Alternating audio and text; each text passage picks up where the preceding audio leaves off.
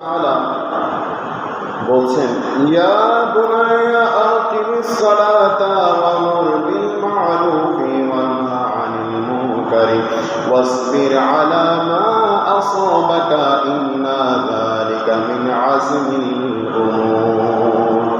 আমার আল্লাহ হযরত লুকমান আলাইহিস সালামের কথাকে করে কোরআনে বলছেন, ইয়া বুনাইয়া, হে আমার সন্তান, হে আমার আদরের পুত্র, আকিমিস সালাত, নামাজ কায়েম করো, ওয়ামুর বিল মা'রুফি, সৎ কাজে আদেশ দাও, ভালো কাজে আদেশ দাও, ওয়ানহা আনিল মুনকার, এবং অসৎ কর্ম থেকে নিষেধ করো। অর্থাৎ তুমি ভালো কাজ করো। কাউকে যদি দেখো খারাপ কাজ করতে, তুমি নিজেও সে খারাপ কাজ থেকে বিরত থাকবে, অন্যকেও সে খারাপ কাজ থেকে বেঁচে থাকার জন্য নিষেধ করবে। এবং আমার আল্লাহ আরো বলছেন, ওয়াসবির আলা মা আসাবাকা, এবং বিপদে আপদে ধৈর্য ধারণ করো। ইন্না যালিকা মিন আযমিল উমুর, নিশ্চয় এগুলা সাহসিকতার কাজ। অর্থাৎ হযরত লুকমান আলাইহিস সালাম, তিনি কেউ বলছেন ওনাকে নিয়ে একটু মতামত রয়েছে, কেউ বলছেন উনি একজন আল্লাহর নবী ছিলেন, আবার বেশ ওলামায়ে কিরামদের মতামত হচ্ছে উনি একজন আল্লাহর ওলি ছিলেন। তো যাই হোক, তিনি ওনার পুত্র অনেকগুলো সন্তান ছিলেন। তো একদিন ওনার সন্তানদেরকে দেখে এই উপদেশটুকু দিচ্ছিলেন যে, ইয়া বুনাইয়া আকিমিস সালাত, হে আমার সন্তান, তুমি নামাজ কায়েম করো, ওয়ামুর বিল মা'রুফি, তুমি ভালো কাজ করো, ওয়ানহা আনিল মুনকার, তুমি খারাপ কাজ থেকে বেঁচে থাকা, অপরজনকে অসৎ কাজ থেকে, খারাপ কাজ থেকে বেঁচে থাকার জন্য বলো। ওয়াসবির আলা মা আসাবাকা, বিপদে আপদে ধৈর্য ধারণ করো। এরপর বলা হচ্ছে, ইন্না যালিকা মিন আযমিল উমুর, এগুলা হচ্ছে সাহসিকতার কাজ। অর্থাৎ বিপদে আপদে নিজেকে শক্ত করে ধরে রাখা, সাহস হারিয়ে না ফেলা, নিজের প্রতি আত্মবিশ্বাস, কনফিডেন্স হারিয়ে না ফেলা, এটা হচ্ছে আল্লাহ বলছেন, এটাই হচ্ছে একজন মানুষের, একজন সন্তানের সাহসিকতার কাজ। আমরা তো মনে করি জোর গলায় কাউকে কোনো একটা কথা বলতে পারলেই সেটাই সাহসিকতার কাজ নয়। আমার আল্লাহ বলছেন, বিপদে আপদে যে মানুষ নিজেকে কন্ট্রোল করতে পারে, নিজেকে যে সামলে নিতে পারে, সেটাই হচ্ছে বড় সাহসিকতার কাজ। অর্থাৎ সেখানে আশাহত হয়ে না যাওয়া। সেজন্য জাহান্নাম সৃষ্টি হওয়ার পর, 1000 বছর পর জাহান্নামের আগুন, এই আগুনগুলো একে অপরকে মানে গিলে খেয়ে ফেলছে, আগুনকে গিলে খেয়ে ফেলছে। তখন আল্লাহর দরবারে এই আগুন, জাহান্নামের আগুন ফরিয়াদ করছে, আল্লাহ, আমরা আর কত বছর এইভাবে চলতে থাকবো আল্লাহ, আমরা একে অপরকে তো গিলে খেয়ে ফেলছি। তখন আমার আল্লাহ বলছেন, তখন আমার আল্লাহ জাহান্নামকে বলছেন, জাহান্নাম তুমি নিঃশ্বাস ফেলো। তখন আমার আল্লাহ জাহান্নামকে নির্দেশ দিলে তুমি নিঃশ্বাস ফেলো। তো জাহান্নাম যখন নিঃশ্বাস পেলে, তখন পৃথিবীতে গরম অনুভূত মনে হয়। তখন পৃথিবীর চারিদিকে আমরা গরম অনুভব করি। আমার নবীজি বলছেন, যখন তোমরা পৃথিবীতে গরম তাপমাত্রা অসহনীয় হয়ে যাবে, তখন জাহান্নামের নিঃশ্বাসের কারণে এই পৃথিবীটা গরম হয়ে যায়। আবার অনেক সময় জাহান্নাম নিঃশ্বাস পেলে তখন পুরো পৃথিবী ঠান্ডা হয়ে যায়, বরফ হয়ে যায়, মানুষের রক্ত জমাট বেঁধে যায়, অনেক সময় মানুষ সেজন্য মারা যায়। আবার অনেক সময় এত বেশি গরম পড়ে যে যার কারণে মানুষ হিট স্ট্রোক করে মারা যায়। তাই সেই মুহূর্তে আমার নবীজি একটা সলিউশন দিচ্ছে, যখন তোমরা বেশি গরম অনুভব করবা, তখন তোমরা নামাজ পড়বা, কারণ নামাজের মাধ্যমে শীতলতা চলে আসে। সুবহানাল্লাহ। তো এরপর ইবনে মাজাহ শরীফ একটা হাদিস আসছে যে ইন্না শিদ্দাতাল হাররি মিন ফাইহি জাহান্নাম, নিশ্চয় অতি তাপমাত্রা জাহান্নামে নিঃশ্বাস, অর্থাৎ জাহান্নামের আগুনের তাপমাত্রাটা সাধারণ কোনো তাপমাত্রা নয়, সাধারণ কোনো আবহাওয়া নয়। এটা এমন কঠিন তাপমাত্রা যেটার নিঃশ্বাস হচ্ছে খুবই ভয়ঙ্কর। অপর হাদিসে আসছে ইজাস্তাদাল কুরু ফাবরাদু আনিস সালাতি ফাইন্না শিদ্দাতাল হাররি মিন ফাইহি জাহান্নাম, অর্থাৎ গরম বেড়ে গেলে তোমরা নামাজ পড়ো, নামাজের মাধ্যমে ঠান্ডা হয়ে যাবে। কেননা অতি উত্তাপ এটা হচ্ছে জাহান্নামের নিঃশ্বাস। তাই যখনই অতি গরম পড়বে আমার নবীজি বলছেন তোমরা তওবা করো, আল্লাহর কাছে তওবা করো। তওবা করলে আল্লাহ তাআলা তোমার গুনাহ মাফ করে দেবে এবং পৃথিবীর তাপমাত্রাও কমে আসবে। তাই যে আল্লাহ তাআলা আমাদের সকলকে বোঝার তৌফিক দান করুন। এই আয়াত প্রসঙ্গে আমি আলোচনা করছি, অর্থাৎ আল্লাহ তাআলা হযরত লুকমান আলাইহিস সালামের কথাকে নকল করেছেন।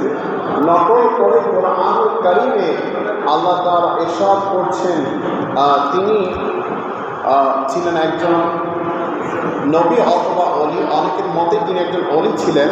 তার গঠন আকার আকৃতি ছিল, নাকটা চ্যাপ্টা ছিল এবং ওষ্ঠাধর ছিল মোটা। তিনি ছিলেন নবী গোত্রের একজন মানুষ। তো মূলত তিনি একজন আল্লাহর ওলি। ওনার একটা ঘটনা আছে।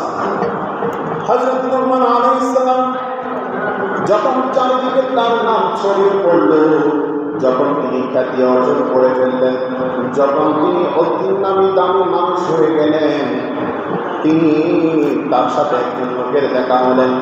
সে লোকটা বলছে, আপনি অমুক লোকটা না, যে লোকটা এক সময় ঘোড়া বকরি চড়াতেন, কৃষি কাজ করতেন, অন্য একজনের গোলাম ছিলেন।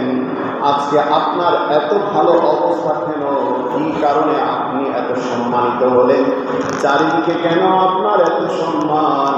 ও লুকমান আলাইহিস সালাম, আপনি বলেন কি কারণে আপনাকে মানুষ এত সম্মান করছে, ভালোবাসছে?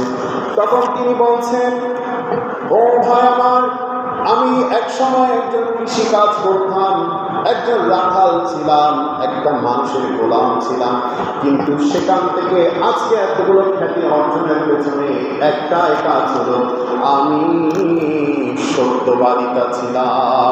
আমি সব কাজ করতাম এবং অপ্রয়োজনীয় যেগুলো বিষয়, অপ্রয়োজনীয় বিষয়, সেগুলো আমি আমার জীবন থেকে হারাম করে ফেলেছি, যার কারণে খুশি হয়ে আল্লাহ তাআলা আমাকে পৃথিবীর মধ্যে সবার চাইতে দামি মানুষ হিসাবে আজ সম্মান দিয়েছেন। জোরে বলুন না সুবহানাল্লাহ।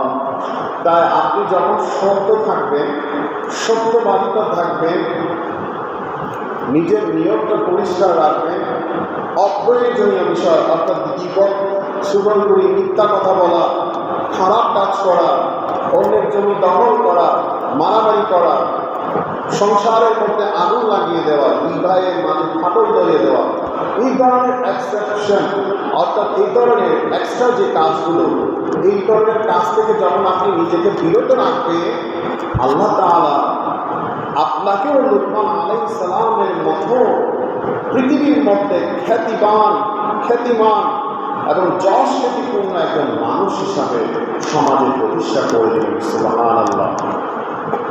তো আবু দাউদ শরীফের একটা হাদিস, আমার নবীজি বলছেন, হে আমার উম্মত, তোমরা তোমাদের সন্তানদেরকে নামাজের জন্য উপদেশ দাও। অর্থাৎ লুকমান আলাইহিস সালাম তিনি তিনার সন্তানদেরকে উপদেশ দিয়েছেন। এটা আমার আল্লাহর এত ভালো লেগেছে, যার কারণে আমার আল্লাহ তাআলা কোরআনের মধ্যে ওনার নামে একটা সূরা নাযিল করেছেন এবং ওনার কথাকে নকল করে কোরআনের মধ্যে বলেছেন। তো এই থেকে শিক্ষা হচ্ছে, আমার নবীজি বলছেন, ও আমার উম্মতেরা, তোমরা তোমাদের সন্তানদেরকে নামাজের জন্য উপদেশ দাও। যখন তারা 7 বছর হবে তখন থেকে তাদেরকে নামাজের জন্য তাগিদ দাও এবং তারা যখন 10 বছর হবে তারা যদি নামাজ না পড়ে তাদেরকে তোমরা প্রহর করো, অর্থাৎ তোমরা তাদেরকে মারো। 7 বছর থেকে তাদেরকে নামাজের জন্য তোমরা কি করো, শিক্ষা দাও। এরপর থেকে 10 বছর যখন হবে সে যদি নামাজ না পড়ে, আল্লাহ রাসূল বলছেন তোমরা তাদেরকে মারো, তাদেরকে ব্যাট দিয়ে পিটাও, তাদেরকে প্রথমে বোঝাতে হবে। বোঝানোর পরে সে যদি না বোঝে তখন তাদেরকে ভয় লাগাতে হবে। ভয় লাগালেও যদি কাজ না হয় তখন তাদেরকে পিটাতে বলছে আমার নবীজি। এবং শুধু তাই নয়, এবং তারা যখন বালেগ হয়ে যাবে তাদেরকে বিছানা থেকে পৃথক করে দিতে বলেছে, অর্থাৎ তাদেরকে আর এক বিছানায় রাখা যাবে না। তারা যখন বালেগ হয়ে যাবে তাদেরকে আলাদা বিছানা করে দিতে বলেছে। তাই অনেকে মনে করে আমার ছেলে তো এখনো ছোট, এখনো কি নামাজের বয়স হয়েছে, এখনো কি মসজিদে গিয়ে নামাজ পড়তে পারবে? তো আল্লাহ রাসূল বলছে 7 বছর থেকে তাকে নামাজের জন্য তোমরা প্রস্তুত করে ফেলো। তাই একজন বাবা বা মায়ের প্রথম ফরজ কাজ হচ্ছে এই সন্তানকে নামাজের জন্য প্রস্তুত করা। তো নামাজের সবচেয়ে বড় উপকারিতা হলো নামাজ যারা পড়ে তাদের মধ্যে সত্যবাদিতা চলে আসে, তাদের মধ্যে সৎ গুণ চলে আসে, তারা খারাপ কাজ করতে পারে না, তাদের মধ্যে ভ্রাতৃত্ব চলে আসে, তারা নিজেকে সমাজের যোগ্য মানুষ হিসেবে গড়ে তুলতে পারে, আল্লাহ তাআলার প্রিয় বান্দা হতে পারে। তার মধ্যে আরও 2টি উপকার হয়। একটি হচ্ছে নামাজের মাধ্যমে একজন মানুষের গুনাহ মাফ হয় এবং একজন মানুষের দরজা অর্থাৎ রিজিকের দরজা বন্ধ হয়। সুবহানাল্লাহ। নবীজি বলছেন তোমাদের ঘরের দরজায় যদি একটা বড় কূপ থাকে, সেখানে তোমরা যদি 5 বার গোসল করো তাহলে তোমাদের সকলের ওই শরীরে যদি কোনো ময়লা থাকে, কাদা থাকে, সেই ময়লা আর থাকবে না। তোমরা একদম সবচেয়ে পরিষ্কার পরিচ্ছন্ন মানুষ হিসাবে পরিণত হবে। তাহলে একটা মানুষ যদি 5 ওয়াক্ত নামাজ পড়ে তার সমস্ত গুনাহগুলা, সেই দিনের গুনাহগুলা সম্পূর্ণ ঝরে পড়বে। তারা সবচেয়ে ভালো বান্দা হিসেবে আল্লাহর কাছে সেদিন কবুল হবে। অর্থাৎ একটা মানুষ যদি কাদাযুক্ত হয়ে লেগে থাকে, সে যদি দিনে 5 বার গোসল করে তাহলে তার সমস্ত ময়লা যেরকম চলে যাবে। 5 ওয়াক্ত নামাজ পড়লে সেই মানুষের গায়ে যদি কোনো গোনা লেগে থাকে সেগুলোও চলে যাবে। সুবহানাল্লাহ।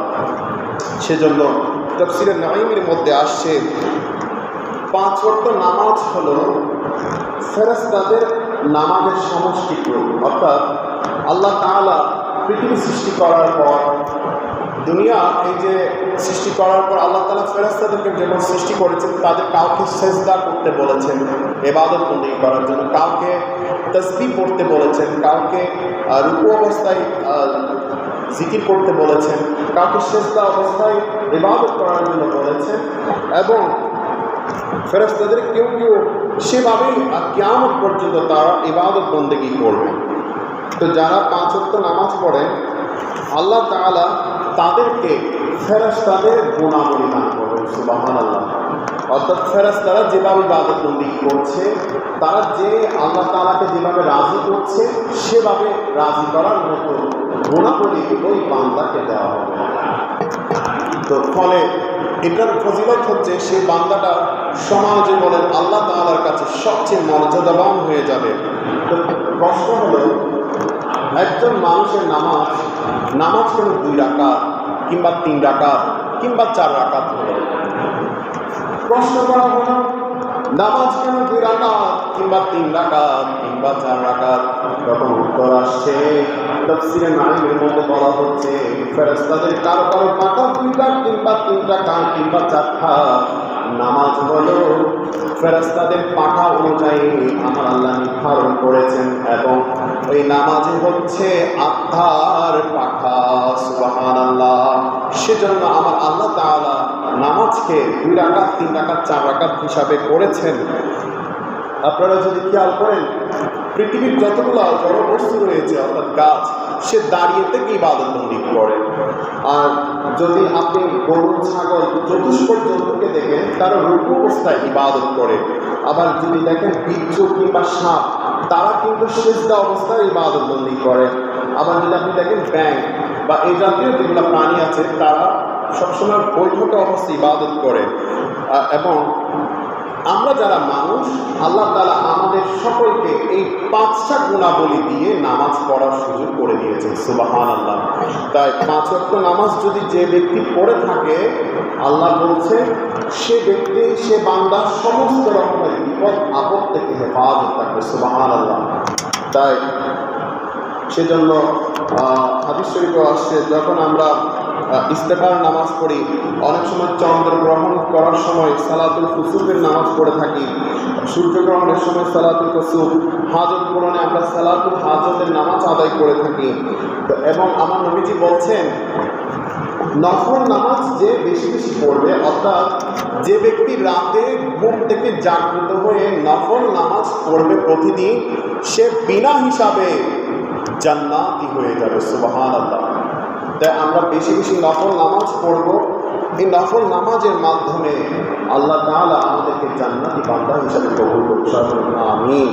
তো আরেকটা বিষয় রয়েছে, হাদিস শরীফে আসছে, আবু দাউদ শরীফের হাদিস, আমরা অনেক সময় না জেনে মসজিদের ডান পাশে থুতু ফেলে থাকি, কিংবা না বুঝে কাবার দিকে, অর্থাৎ আমাদের কিবলা যেহেতু পশ্চিম দিকে, আমরা ঠিক পশ্চিম দিকে থুতু ফেলে থাকি। তো একদিন এক ইমাম আল্লাহ রসুলের যুগে এরকম থুতু ফেলেছিলেন। তখন মুসল্লিরা বলছে আমরা আপনার পিছে নামাজ পড়ব না, কারণ আপনি কিবলার দিকে কি করেছেন, থুতু ফেলেছেন। তখন এই ঘটনা এসে আল্লাহ রসুলকে এসে বলেছেন, ইয়া রাসূলুল্লাহ, আমি তো ভুল ক্রমে কাবার দিকে থুতু ফেলে দিয়েছি, আমি না জেনে না বুঝে থুতু ফেলে দিয়েছি, কিন্তু আমার মুসল্লি সাহাবীরা বলছে আমার পিছনে নামাজ পড়বে না, তারা আমাকে মসজিদ থেকে বের করে দিয়েছে। তখন আমার নবীজি বলছেন তারা তো ঠিক কাজই করেছেন, ও সাহাবী, তুমি তো কিবলার দিকে থুতু ফেলে আমার আল্লাহকে কষ্ট দিয়েছ। তাই পশ্চিম দিকে, অর্থাৎ আমরা কিবলার দিকে কখনো থুতু ফেলবো না, এবং কিবলার দিকে থুতু ফেলা এটা হারাম। আবার আরো একটা হাদিস শরীফ রয়েছে, অনেক সময় আমরা না জেনে ইমামের আগে গিয়ে নামাজ পড়ি, অর্থাৎ ইমামের আগে গিয়ে সেই ইমামকে ফলো করি, সে ইমাম যেভাবে রুকু করছে সেভাবে রুকু করছি, তিনি যেভাবে চেষ্টা করছে সেভাবে চেষ্টা করছি। তো হাদিস শরীফে আসছে তাকে গাধার আকৃতি দান করা হবে, যদি কেউ এটা করে থাকে তাকে গাধার আকৃতি দান করা হবে। ইমাম মুসলিম শরীফের একজন ব্যাখ্যাকার আছেন, যার নাম হচ্ছে ইমাম আবু জাকারিয়া নদভী রাদিয়াল্লাহু তাআলা আনহু। তিনি বলছেন আমি একজন সেই যুগের বড় একজন আলেমের কাছে হাদিসের দরস করতে গেলাম, জীবনে তার চেহারা দেখলাম না। একদিন তার চেহারা দেখার জন্য খুব আকুতি মিনতি করলাম। তখন তিনি বলছেন, ও ইমাম নববী, এই মুহূর্তে তুমি আমার চেহারা দেখতে পাবা, কারণ চেহারা দেখার হাদিস শরীফ এসে গিয়েছে। তিনি তখন বললেন, নামাজের সময় ইমামের আগে কেউ যদি ইমামের সাথে জামাত আদায় করে, রুকু সিজদা করে, তাকে আমার আল্লাহ তাআলা গাধার আকৃতি দান করেছেন। তখন তিনি ওই আলেমের, ওই শায়েখের যখন চেহারা উল্টায় দেখলেন, তখন দেখলেন তার চেহারাটাও গাধার আকৃতির মতো। তখন তিনি বললেন, হুজুর, আপনি তো হাদিস জানতেন, তাহলে আপনার কেন এরকম অবস্থা হলো? তখন তিনি বললেন, আমি না জেনে না বুঝে এই হাদিসটা পড়ার পর বিশ্বাস করি নাই যে গাধার আকৃতি হতে পারে আমার নবীর হাদিস পড়ার পর। তো আমি কি করেছি, এটা অনুধাবন করার জন্য আমি ইমামের আগে গিয়ে নামাজ পড়েছি। এরপর থেকে আমার চেহারা গাধার আকৃতির মতো হয়ে গেছে। বলুন না নাউজুবিল্লাহ। তা আমরা ইমামের আগে কখনো পরিক্রম নামাজ আদায় করব না, এবং এটা যদি কেউ পড়ে থাকে তাহলে তার চেহারাটা গাধার আকৃতির মতো হয়ে যায়। আমি সর্বশেষ একটা আয়াতে কারিমা বলে শেষ করে দিচ্ছি। আল্লাহ তাআলা বলছেন, কুনতুম খায়রা উম্মাতিন উখরিজাত লিন-নাসি তা'মুরুনা বিল মা'রুফি ওয়া তানহাউনা 'আনিল মুনকারি ওয়া তু'মিনুনা বিল্লাহি, তোমরা সর্বোত্তম দল যারা মানুষের কল্যাণের জন্য আবির্ভাব হয়েছ। তোমরা সৎ কাজের আদেশ দাও এবং অন্যায় কাজের নিষেধ করবে, আর তোমরা ঈমান আনবে আল্লাহর উপর। অর্থাৎ তোমরা এসেছে কল্যাণের জন্য। তোমরা সবসময় সৎ থাকবা, সৎ কাজ করবা, অন্যজনকেও ভালো কাজের আদেশ দিবা এবং সবসময় আল্লাহর উপর ঈমান রাখবা। কারণ এই আমরা যে মুহূর্তে এসে পৌঁছেছি, এখন বর্তমান যুগটা খুবই কঠিন, যে আমরা ক্ষণে ক্ষণে আমরা ঈমান হারা হব। তা আল্লাহ তাআলা আমাদের সকলকে ফিতনা থেকে, ফাসাদ থেকে রক্ষা করুক এবং আল্লাহর কোরআন হাদিসকে আঁকড়ে ধরে নিজেদের জীবনকে সুন্দর করার তৌফিক দান করুক। সর্বশেষে এই আয়াতে কারিমার প্রসঙ্গে একটা হাদিস এসে গিয়েছে। তো হাদিসটা হচ্ছে, আল্লাহ নবীজি বলছেন, তোমরা মন্দ কাজ থেকে বিরত থাকবা। তো সাহাবীরা বলছে, ইয়া রাসূলুল্লাহ কিভাবে সম্ভব? তখন বলছে, একদিন কিছু লোক জাহাজে ওঠার জন্য তারা জাহাজে উঠেছে, কিন্তু লটারির মাধ্যমে তাদের সিট তাদেরকে দেওয়া হয়েছে। তো জাহাজটা ছিল দ্বিতল বিশিষ্ট, অর্থাৎ 2 তলা বিশিষ্ট। তো নিচে কিছু মানুষের সিট পড়েছে আর কিছু মানুষের সিট পড়েছে উপরে। তখন নিচে যারা পড়েছে তারা যখন হাঁটাচলা করছে নিজেদের প্রয়োজনে, উপরের মানুষগুলো কষ্ট পাচ্ছে। সেরকম একজন লোক, বৃদ্ধ লোক, যখন হাঁটাচলা করছে উপরের মানুষগুলো তাকে তিরস্কার করছে, মন্দ বলছে। তখন তিনি কী করলেন, একটা কোড়াল নিয়ে জাহাজের নিচে ফুটো করছেন। যেহেতু তিনি নিচে পড়েছেন, তার পানি প্রয়োজন। তখন উপরের লোকজন এসে বলছে, তুমি যে এই সাগরে জাহাজে ফুটো করছো, আমরা তো সবাই এখন ডুবে যাব। তাকে এসে সবাই ধরেছে এবং তাকে সেখান থেকে বিরত রেখেছে। তো এই হচ্ছে বিষয়, মন্দ কাজ কেউ যদি করে আমরা তাকে কী করবো, সবাই গিয়ে বাঁচাতে যাব, সে যেন মন্দ কাজ না করে। আমার এই যে হাদিস শরীফের একটাই শিক্ষা, সেটা হচ্ছে কি, কেউ যদি না বুঝে না জেনে ভুল কাজ করে থাকে, তাকে আমাদের কী করতে হবে, আঁকড়ে ধরে আনতে হবে যে এটা মন্দ কাজ, এটা করা যাবে না। তাকে সেভাবে বুঝিয়ে আনতে হবে। আল্লাহ তাআলা আমাদের সকলকে বোঝার তৌফিক দান করুন, আমাদের সকলকে কবুল করুন।